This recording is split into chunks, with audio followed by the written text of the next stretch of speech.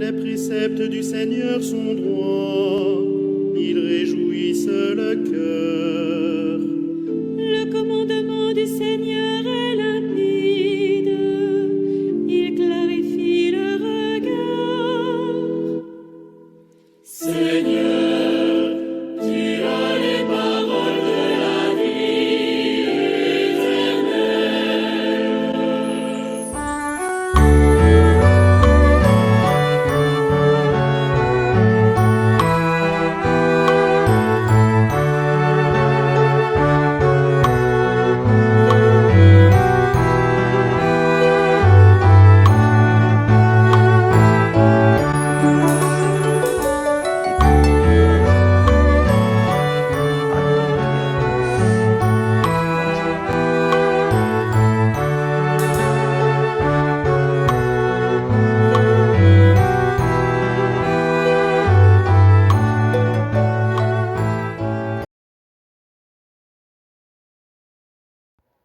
Bonne nouvelle de Jésus-Christ selon saint Matthieu.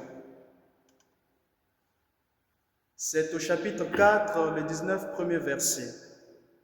En ce temps-là, la foule se pressait autour de Jésus pour écouter la parole de Dieu, tandis qu'il se tenait au bord du lac de Génézareth. Il vit deux barques qui se trouvaient là au bord du lac. Les pêcheurs étaient descendus et lavaient leurs filets. Jésus monta dans une des barques qui appartenait à Simon et lui demanda de s'écarter un peu du rivage. Puis il s'assit et se mettait à leur enseigner. Quand il y finit, il dit à Simon, « Avance au large et jetez vos filets pour la pêche. » Simon répondit, « Maître, nous avons peiné toute la nuit sans rien prendre, mais sur ta parole, je jetterai les filets. » Et l'ayant fait, ils capturèrent une telle quantité de poissons que leurs filets allaient se déchirer. Ils firent signe à leurs compagnons de l'autre barque de venir les aider. Ceux-ci vinrent et ils remplirent les deux barques, à tel point qu'elles enfonçaient. À cette vue, Pierre tomba à genoux devant Jésus en disant, « Éloigne-toi de moi, Seigneur, car je suis un homme pécheur. » En effet, un grand effroi l'avait saisi, lui et tout ce qui était avec lui. Devant la quantité de poissons qu'il avait pêchés, et de même Jacques et Jean, fils de Zébédée, les associés de Simon. Jésus dit à Simon, « Sois sans crainte, désormais je ferai de toi un pêcheur d'hommes. » Alors ils ramenèrent la barque au rivage et laissant tout, ils le suivirent. Acclamons la parole de Dieu.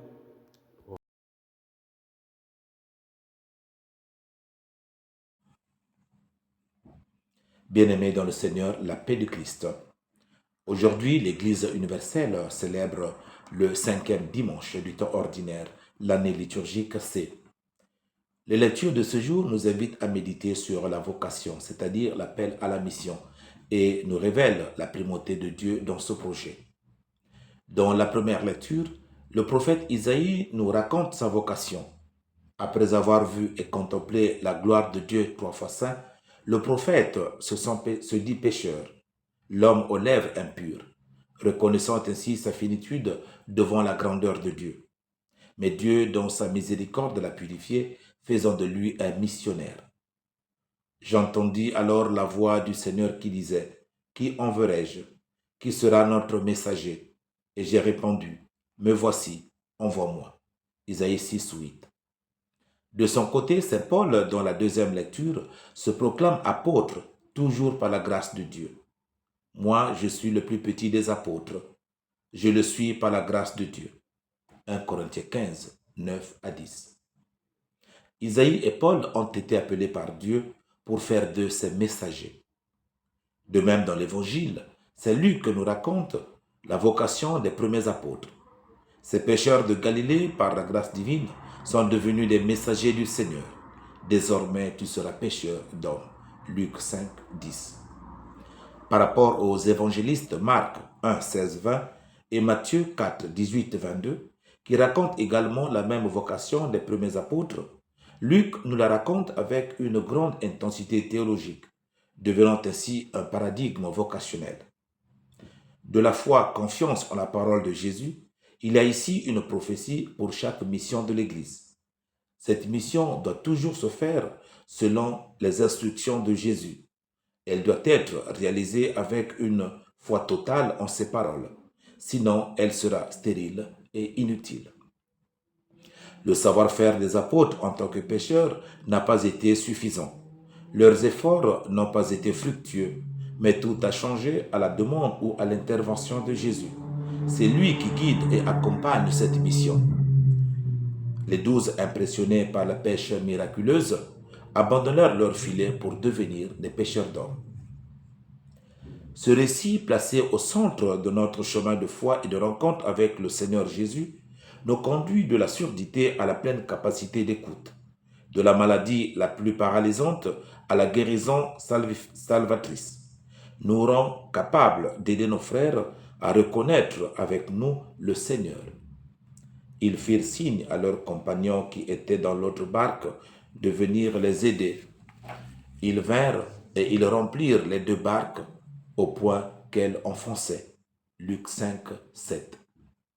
Frères et sœurs, l'appel à la mission d'Isaïe, de Paul et des apôtres est également le nôtre. Appelés par le Christ, nous devons avoir la conviction d'avoir été appelés par Dieu à son service pour la construction de son royaume sur la terre des vivants. Les tâches sont différentes, mais qui appelle et le but pour lequel il appelle sont les mêmes. Entre l'appel de Dieu et la mission, il y a la libre réponse de l'homme. Dans l'Église, la révélation, la vocation et la mission ne sont pas le privilège de quelques-uns, mais un don fait à tous. Ainsi, la mission ne s'adresse pas seulement à quelques hommes, mais à tous.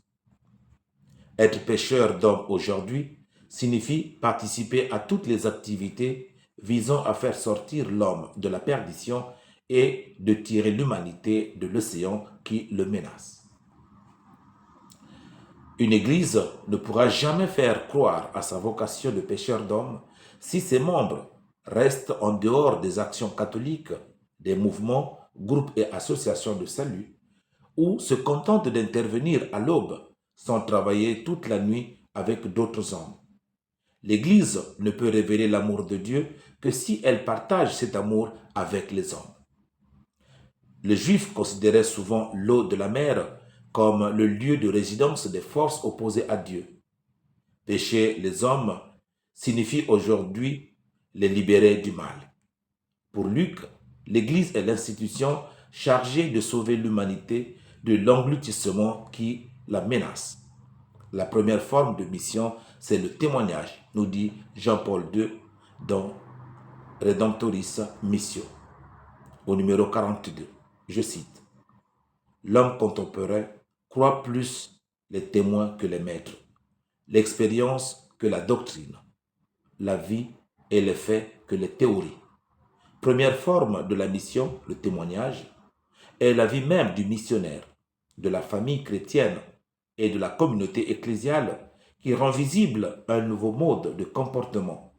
Le missionnaire qui, malgré toutes ses limites et ses imperfections humaines, vit avec simplicité à l'exemple du Christ, est un signe de Dieu et de réalité transcendante. Fin de citation.